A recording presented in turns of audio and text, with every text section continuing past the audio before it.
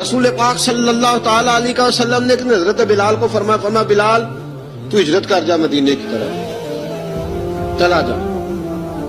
حضرت بلال نے عرض کی حضور میں غلام ہوں، خادم ہوں، ہر حکم ماننا میری ڈیوٹی ہے، لیکن ایک عرض کرنی ہے صرف۔ حضور نے فرمایا بلال کرو۔ کہا یا رسول اللہ آپ مدینے آئیں گے نا؟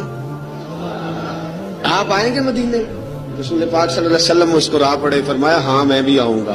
کہا حضور بس ٹھیک ہے، بتائیں کب جانا ہے، بس اتنی سی بات ہے۔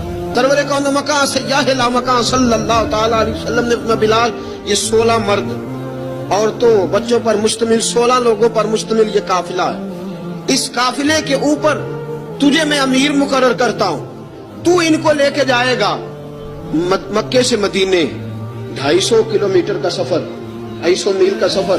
حضرت بلال حبشی رضی اللہ تعالیٰ عنہ قافلے کے امیر بن کے، سخت گرمی کا موسم، حضرت بلال کے ہاتھوں میں تلوار ہے، ایک ہاتھ میں نیزہ ہے، ایک ہاتھ میں تلوار ہے، تیر آپ نے پیچھے باندھ رکھے پشت پہ، اور آپ لے کے جا رہے ہیں، کبھی قافلے کے آگے، کبھی پیچھے، کبھی دائیں کبھی بائیں۔ عورتیں اور بچے ذرا پریشان ہوتے تو حضرت بلال فرماتے پریشان ہونے کی ضرورت نہیں، ہمیں مصطفیٰ کریم نے بھیجا ہے، ہمیں نبی اکرم صلی اللہ علیہ وسلم نے بھیجا، میرا یقین بڑا مضبوط ہے۔ اب یہ قافلہ جا رہا ہے، حضرت بلال حبشی نے بخیر و عافیت سپہ سالار بن کر اس قافلے کو پہنچایا مدینے میں۔ اب مدینے پہنچا کے سارے لوگ مدینے والے مدینے میں لگ گئے اپنے اپنے کام۔ حضرت بلال پہلے دن ہی آ کے مدینہ منورہ سے باہر سرحد پہ کھڑے ہو گئے۔ کہا بلال ادھر کیا کر رہے ہو؟